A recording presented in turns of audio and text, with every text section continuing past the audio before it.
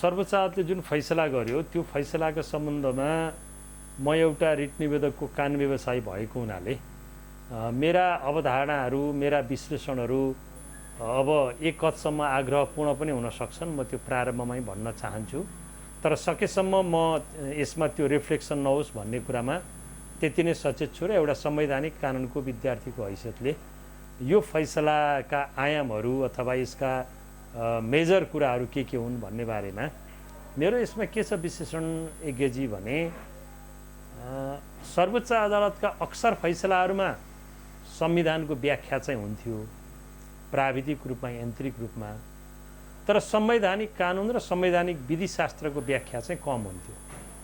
यो धारा बमोजिम यस्तो, यो धारा बमोजिम यस्तो भनेर त्यो यान्त्रिक टाइपका व्याख्याहरू भएका फैसलाहरू चाहिँ धेरै छन्।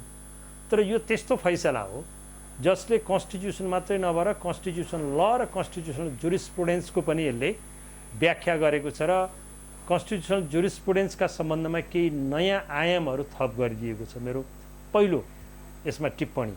अब त्यस्ता थप आयामहरू मलाई लागेको के हुन् भन्दाखेरिमा यसले सबभन्दा कन्स्टिट्युसन लको नेपालको डेभलपमेन्टमा र नेपालको कन्स्टिट्युसनल जुरिस्प्रुडेन्सको डेभलपमेन्टमा थपेको पहिलो आयाम चाहिँ के हो भने यसले कन्स्टिट्युसनल एन्ड पोलिटिकल मोरालिटीको बारेमा विशद व्याख्या गरिदियो।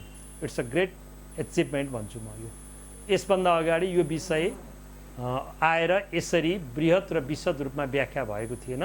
त्यसैले संवैधानिक विधिशास्त्रको दृष्टिकोणले हेर्दा यो अदालतको फैसलाको एउटा ठुलो देन हो, नम्बर 1 कुरा।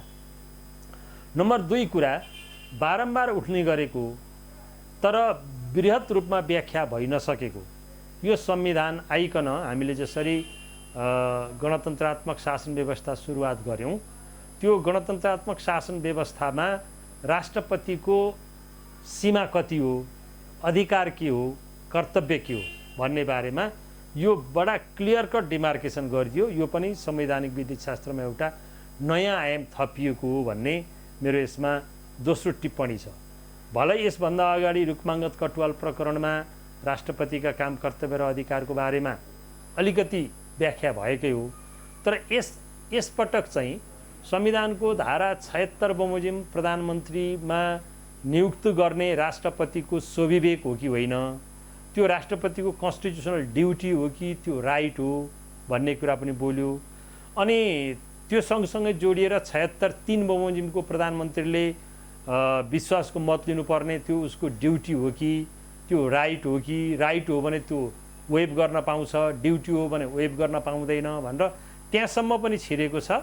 त्यसो भएको हुनाले म राष्ट्रपतिको अधिकार र कर्तव्यको कुरा गर्दै थिएँ। यो दोस्रो बडा क्लियर कट डिमार्केसन यसले गरिदिएको छ र यो सँगसँगै जोडिएर के गरिदिएको छ भन्दाखेरि जसरी राष्ट्रपतिको लिखित जवाफ र प्रधानमन्त्रीको लिखित जवाफमा राष्ट्रपतिले स्वविवेक प्रयोग गरेर प्रधानमन्त्रीको नियुक्ति नगर्ने गरिकन गरेको निर्णय जुडिसियल रिभ्यू हुँदैन यसमा भनेर भनेको थियो त्यो लिखित जवाफमा।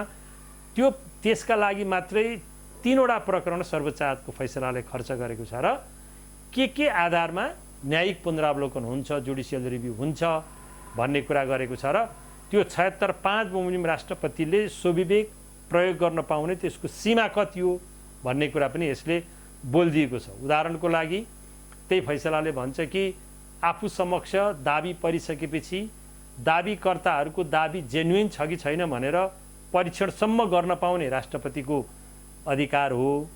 त्यो स्वविवेकको मात्रा त्योसम्म मात्रै सीमित हो। तर मैले आधारै देखिन म नियुक्ति गर्न पाउँदिन, नियुक्ति गर्दिन भन्न चाहिँ पाउँदैन, त्यो चाहिँ पार्लियामेन्टले निर्क्युल गर्ने कुरा हो भनेर राष्ट्रपतिको काम कर्तव्य अधिकार दायित्व र क्षेत्राधिकार पनि त्यो पनि सीमाङ्कन गरिदिएको हुनाले तेस्रो बुदा मैले देखेको छु विगतका फैसलाभन्दा फरक। र यो फैसलाको अर्को महत्त्वपूर्ण चाहिँ मैले पक्ष के भेटाएको छु भने यसले समग्र रूपमा नेपालको संविधानको चरित्रको उद्घोषण गरेको छ। के धारा 76 मात्रै सीमित छैन, प्रस्तावना पनि छुन्छ, धारा 85 पनि छुन्छ, धारा 74 पनि छुन्छ, 126 पनि छुन्छ, 128 पनि छुन्छ, 66 पनि छुन्छ, धारा 100 पनि छुन्छ। समग्रमा नेपालको संविधानको चरित्र के हो भन्ने कुरा यसको चरित्र चित्रण गरिदिएको छ र सिङ्गै संविधानको यसले एउटा व्याख्या गरिदिएको छ र नेपालको संविधानको शासन पद्धति यो हो, नेपालको संविधानको त्यो पार्लियामेन्ट्री व्यवस्था कस्तो हो हैन यसले अवलम्बन गरेको भन्ने कुरा उल्लेखन गरेको छ र वेस्टमिनिस्टरियल सिस्टमको पार्लियामेन्ट्री सिस्टम हो वा नेपालको आफ्नै मौलिक प्रकृतिको भन्ने सम्बन्धमा यसले विशद व्याख्या गरेको छ। त्यसैले समग्र संविधानको चरित्र चित्रण गरेको हुनाले यो पनि संवैधानिक कानुनको दृष्टिकोणमा यो नयाँ आयाम हो भन्ने मलाई लाग्दछ। र अर्को महत्त्वपूर्ण कुरा यसले यो फैसलाले के गरेको छ भन्दाखेरि जो यो अदालतमा यो संवैधानिक इजलासमा गठन हुँदाखेरि यसमा केही विवादहरू देखा परे, कुनै न्यायाधीशहरूले विवाद हेर्नुहुन्छ कि हुँदैन भनेर सरकारी पक्षले आपत्ति जनायो। हामी त्यसलाई अब कानुनी भाषामा रिक्युजल भन्छौँ। न्यायाधीश स्वेच्छाले कुनै मुद्दा हेर्नबाट अलगिने, त्यो रेक्युजल कस्तो अवस्थामा आकर्षित हुन्छ र कस्तो अवस्थामा आकर्षित हुँदैन भन्ने पनि फर द फर्स्ट टाइम यसभन्दा अगाडि कहिल्यै पनि प्रश्नहरू त उठेका थिए तर त्यो विवादको निरूपण भएको थिएन। यो विवादको पनि यसले निरूपण गरेको छ। यो पनि नयाँ आयाम हो संवैधानिक विधिशास्त्रमा, नेपालको सन्दर्भमा नयाँ आयाम हो भन्ने मलाई लाग्छ। त्यसै गरी यसले अर्को जो विवादको विषय थिएन तर प्रसङ्गवश आएको थियो, यसले सभामुखको क्षेत्राधिकारको बारेमा पनि व्याख्या गरिदियो र यतिसम्म यसले व्याख्या गरिदियो कि यो प्रतिनिधि सभाको विघटन गरेर अध्यादेशबाट बजेट ल्याउने कुरा यो गलत हो भनेर भन्यो र संविधान बमोजिम प्रतिनिधि सभाको अधिवेशनको आह्वान र अन्त्य गर्ने कुरा राष्ट्रपतिले गर्ने कुरा त्यो प्राविधिक कुरा मात्रै हो है। सारभूत कुरा चाहिँ सार्वभौम सत्ता सम्पन्न प्रतिनिधि सभामा बजेटको सम्बन्धमा छलफल हुनु चाहिँ सारभूत कुरा हो। आह्वान र अन्त्य कसले गर्ने भन्ने चाहिँ प्राविधिक कुरा हो। त्यो प्राविधिक कुरामा अल्झिएर संविधानको मर्म र भावनालाई परास्त गर्न सकिँदैन भन्छ सर्वोच्च अदालतले। संविधानमा को धारा 119 मा जब जेठ 15 गते बजेट ल्याउनुपर्छ भनेर क्लियर कट लेखिएको छ भने त्यसलाई छल्न पाइँदैन। त्यसलाई छल्ने उद्देश्यले यदि प्रधानमन्त्रीले प्रतिनिधि सभाको आह्वानको लागि राष्ट्रपतिलाई सिफारिस गरेनन् भने सभामुखले पनि त्यो गर्न सक्छ भन्ने यसमा व्याख्या गरौँ। यो पनि बिल्कुल नयाँ व्याख्या गरेर यो बिल्कुल संवैधानिक मर्म अनुरूपकै व्याख्या गरेको छ। यो पनि नयाँ आयाम हो भन्ने मलाई लाग्छ। र अर्को कुरा सुखद भन्ने या दुःखद भन्ने यसलाई हामी जे भनौँ, नेपालको संवैधानिक इतिहासमा र सरकारको प्रमुख कानुनी सल्लाहकार महान्यायाधिवक्ताको पदीय हैसियत र गरिमा स्मरण गरायो यो फैसलाले। अहिलेसम्म त्यो दुःखद अवस्था सर्वोच्च अदालतलाई आइपरेको थिएन। यो प्रिय कुरा होइन, यो अप्रिय कुरा हो। जुन अवस्था सृजना भयो, मैले रेक्युजलको प्रश्न उठेको बेला बहस गर्दा भनेको थिएँ मेरो अध्ययनको आधारमा कि सरकारले रेक्युजलको प्रश्न उठाउन पाउँदैन भनेको थिएँ मैले बहसमा। सर्वोच्च अदालतले त्यसलाई अब महान्यायाधिवक्ताको भूमिकालाई गरिमापूर्ण रहेन भन्यो, बिर्सन लायक हो यो कुरा भन्यो र महान्यायाधिवक्ताले यो कुरा उठाउनु शोभनीय होइन भन्यो। त्यसैले राष्ट्रपतिको अधिकारको सीमाको, प्रधानमन्त्रीको अधिकारको सीमाको, सभामुखको अधिकारको सीमाको हुँदाहुँदा महान्यायाधिवक्ताको पनि गरिमाको सीमाको यसले स्मरण गराएको हुनाले यो फैसलाले धेरै आयामहरू नेपालको संवैधानिक कानुन र विधिशास्त्रमा थप गरेको छ। यसका मुख्य मुख्य कुराहरू चाहिँ यी हुन् भन्ने मलाई लाग्दछ।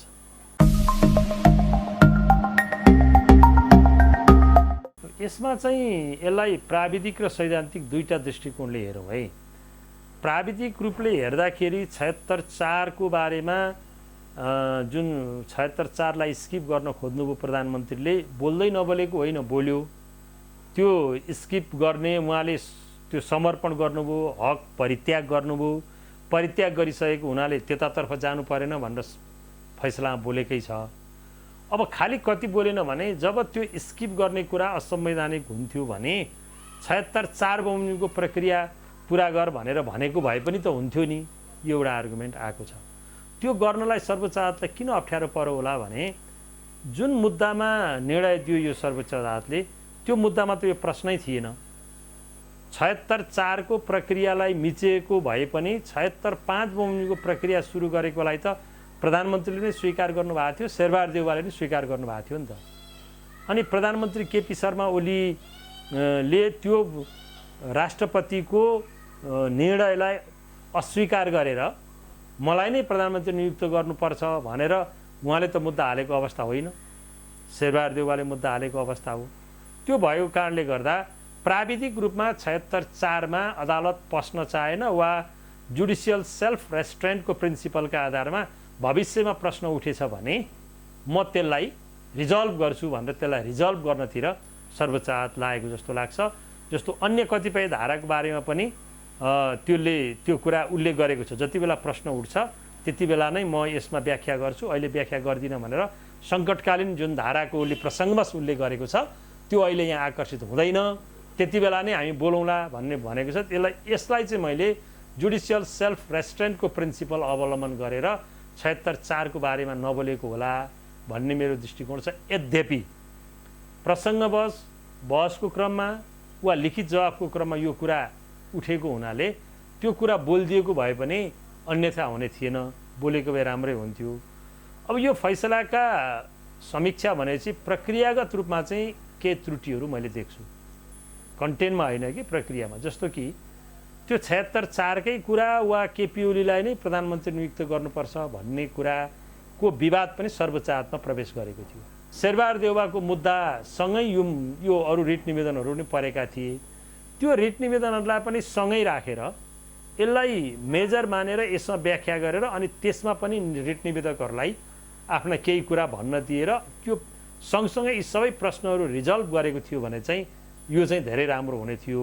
यो चाहिँ प्रक्रियागत कमजोरीको रूपमा यो मुद्दामा चाहिँ लिनुपर्छ होला। अर्को महत्त्वपूर्ण कुरा यसको समीक्षा गर्दाखेरि चाहिँ एउटा प्रश्न चाहिँ फेरि पनि यसमा उठ्न सक्ने देखिन्छ। त्यो भनेको अब 76 को सम्पूर्ण धाराहरू चाहिँ तपाईँको व्याख्या भएर भविष्यमा यो कहिले पनि उठ्दैन त भन्ने जुन प्रश्न थियो यसलाई निरूपणै गरिदिया भए हुन्थ्यो। 76 को जुन यो धाराहरू छन् सबै निरूपण गरिदिया भए हुन्थ्यो, तर सबै निरूपण गरेन। त्यो कुन निरूपण गरेन भने एकछिनको लागि कल्पना गरौँ। के कल्पना गरौँ भन्दाखेरिमा कि शेरबहादुर देउवाले विश्वासको मत प्राप्त गर्न सक्नु भएन। प्राप्त गर्न नसकेपछि उहाँले विघटन पनि गर्न चाहनु भएन भने वैकल्पिक सरकार बन्छ कि बन्दैन? 76-5 बमोजिम नै अर्को कोही व्यक्तिको मेजोरिटी आउने देखियो होइन, प्रतिनिधि सभाको कुनै सदस्य, र देउबाजी पनि त्यसमा सहमत हुनुभयो भने त्यो 76-5 बमोजिम नै बन्छ कि त्यो 76-5 बाट फेरि 76 को 3-2 तर्फ फर्किन्छ? 3 त सिंगल लार्जेस्ट पार्टीको 2 भनौँ न, 2 तर्फ फर्किन्छ भन्ने विषय चाहिँ अहिले पनि व्याख्या भएन। त्यसैले भविष्यमा यो फेरि कुनै न कुनै रूपमा त्यतातर्फ जाने हो कि भन्ने मलाई लाग्छ। तर त्यो विषय पनि रिट निवेदनमा लिखित जवाफमा वा बहसको क्रममा उठेको थिएन। मनमोहनजीले गरेको फैसलामा चाहिँ त्यतिखेर संविधानको धारा 36(1)(2 अहिलेको धारा 76(1)(2 हो र त्यतिखेरको अहिलेको 76(3) चाहिँ त्यतिखेरको 42(1) हो। सर्वोच्च अदालतले त्यति बेला चाहिँ 42(1) बमोजिमको प्रधानमन्त्रीले सरकार बनाउन सकेन भने 36(1) र 2 मा फर्किन्छ। यो चाहिँ एउटा साइकल हो। विकल्प रहउन्जेलसम्म जुनसुकै धारा पनि एक्टिभेट हुन्छ जतिसुकै खेर भनेर त्यसलाई साइकलको रूपमा परिभाषित गरेका थियो। यो यति लामो व्यापक र विशद व्याख्या गरिरहँदाखेरि यो साइकल हो कि होइन र फेरि फर्किन्छ कि फर्किँदैन भन्ने चाहिँ यसमा व्याख्या भएन। त्यसैले यसलाई पनि यो जुडिसियल सेल्फ रेस्ट्रेन्टकै रूपमा सायद सर्वोच्च अदालतले अनुभूत गरेर भविष्यमा विवाद आएछ भने हेरौँला भन्ने अर्थमा यसलाई छाडेको होला भन्ने मलाई लाग्दछ। होइन नि, उसले त प्रश्नसँग 76(5) बमोजिमको प्रतिनिधि सभाको सदस्यलाई समर्थन गरेको, मत प्रकट गरेको, विश्वास दिएको आधारमा कुनै पनि दलीय कारबाही हुन नसक्ने भनेर यो 3टा टर्मिनोलोजी प्रयोग गरेको हुनाले यो त विश्वासको मत लिँदाको अवस्थामा पनि यो दलीय हुइप लाग्दैन भनेर बडा क्लियर कट डिफाइन गरेको छ। यसमा कुनै पनि एम्बिग्युटी छ जस्तो मलाई लाग्दैन। मैले अघि प्रारम्भमा भनेको थिएँ जुन 8-10 वटा कुराहरूले संवैधानिक विधिशास्त्रमा नयाँ आयाम थपेको छ र अर्को महत्त्वपूर्ण कुरा चाहिँ यसले कम्पेरेटिभ लको डेभलप गरेको छ कि यसले कतिसम्म भनेको छ भने यसले पाकिस्तानको फैसला, श्रीलङ्काको फैसला, जर्मनीको फैसला, नर्वेको फैसला, बेलायतको फैसला, अमेरिकाको फैसला, फिक्स्ड टर्म पार्लियामेन्ट एक्टको कुरा, ब्रेक्जिटको कुरा सारा लिएर आएर यति धेरै यो कम्प्रिहेन्सिभ र कम्पेरेटिभ स्टडीका आधारमा यो फैसला निस्केको छ। यो एउटा एक वाक्यमा भन्दाखेरि मलाई के लाग्छ भने यसले कम्पेरेटिभ जुरिस्प्रुडेन्स अथवा कम्पेरेटिभ लको डेभलपमेन्टमा यसले ठुलो आयाम थपेको छ। मेरो व्यक्तिगत अनुभव, आई मे बी रङ, 2014 सालको तुङ्ग शमशेर राणाको जुन फैसलामा जति कम्पेरिजन गरिएको थियो त्यति बेला अहिलेको प्रविधि पनि यस्तो थिएन होइन, त्यो रिसोर्सहरू जुटाउन पनि गाह्रो थियो। त्यति बेलाको फैसला त्यो समयको तुलनाको आधारमा हेर्दाखेरि त्यो त्यत्तिकै एडभान्स र कम्पेरेटिभ लमा महत्त्वपूर्ण भूमिका निर्वाह गरेको त्यो तुङ्ग शमशेरको फैसला हो। त्यो प्लेन एक्सिडेन्टसँग सम्बन्धित फैसला थियो। इन्डियन प्लेन चाहिँ यहाँ एक्सिडेन्ट भयो, इन्डियन नागरिकहरूले त्यसको क्षतिपूर्ति पाउने कि नपाउने भनेर भनेको छ। त्यसमा विशद रूपमा विभिन्न देशका संवैधानिक प्रावधानहरूको र फैसलाहरूको अध्ययन गरेर त्यो फैसला लेखिएको थियो। त्यस पछाडि यो नै फैसला हो। 52 सालको मनमोहनजीको अथवा गिरिजाप्रसाद कोइरालाको फैसलामा त्यति धेरै कम्पेरेटिभ स्टडी आउँदैन। मात्रै 52 सालको फैसलामा चाहिँ जर्मनीको वाइमर कन्स्टिट्युसनको प्रसङ्ग व्याख्या गरिएको छ, अरू त्यसमा धेरै व्याख्या छैन। त्यसमा हुनाले कम्पेरेटिभ लको हिसाबले यो चाहिँ युनिक प्रकृतिको फैसला हो। यसको लेखाइको तरिका र यसमा अभिव्यक्त भाषा शैली, यसको कम्पोजिसन होइन, यसको स्ट्रक्चर समग्र हेर्दाखेरि यो युनिक खालको छ र यो संवैधानिक कानुनमा एउटा ऐतिहासिक महत्त्व राख्ने र संवैधानिक कानुनका विद्यार्थीहरूलाई युगन युगसम्म एउटा नयाँ शिक्षा दिने प्रकृतिको यो जीवन्त फैसला छ।